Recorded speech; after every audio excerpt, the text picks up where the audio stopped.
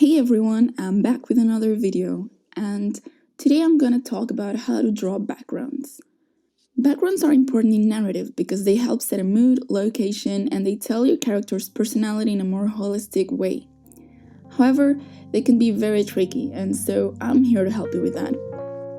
I'm making this video tutorial because I've always struggled with this as well, but this is actually the first background piece I make that's not a sketch, and I think it turned out pretty well. So I think I've got some helpful tips to help you improve faster and make your backgrounds more believable from day one. Because we all know that the worst part about practicing and improving is the motivation it takes when all you're making sucks and progress is very slow.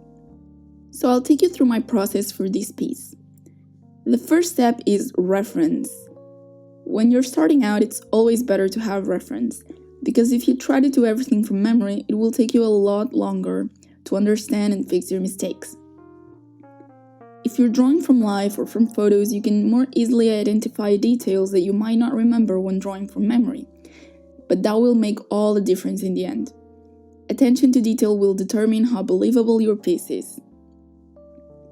So for this drawing, I had some pictures from Seurasari, an island in Helsinki in Finland. And this was very helpful for me to get to know the environment better.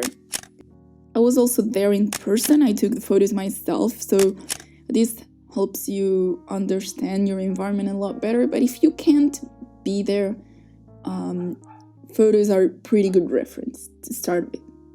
With this in mind, I made a sketch. The initial step is just getting your idea down to paper.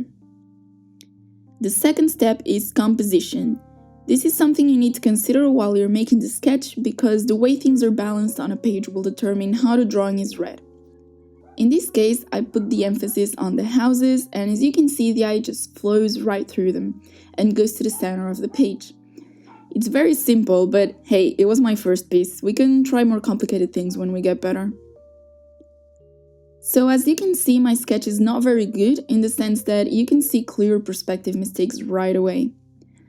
But that's okay, because the idea is there and now I can correct it. The third step is perspective. And this is probably the most important step, and I can't stress enough how important it is.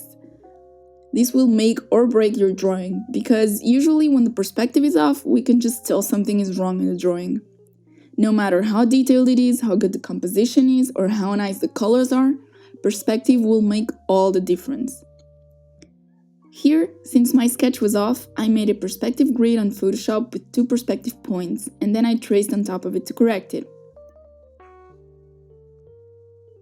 And as you can see, this makes all the difference. I could leave it like this and it would be a good, believable piece. So once you have all the structure down, you can start coloring and working on the details. At this point, you need to think about depth. This, like composition, will guide the eye of the viewer, and it will give a little extra something to the drawing. If it's all flat, it will seem like a collage rather than a three-dimensional space. A trick I used here is to just blur the background a little bit and to make things foggier as they get further. The further things are, the less clear they are, so make things that are closer to you darker and more detailed, and things that are further from you lighter and less detailed. So once you have this down, you'll notice this is helping towards the overall mood of the drawing, and this is the last thing to consider. Mood is the kind of vibe your piece is putting out. Is it sunny and happy or dark and mysterious?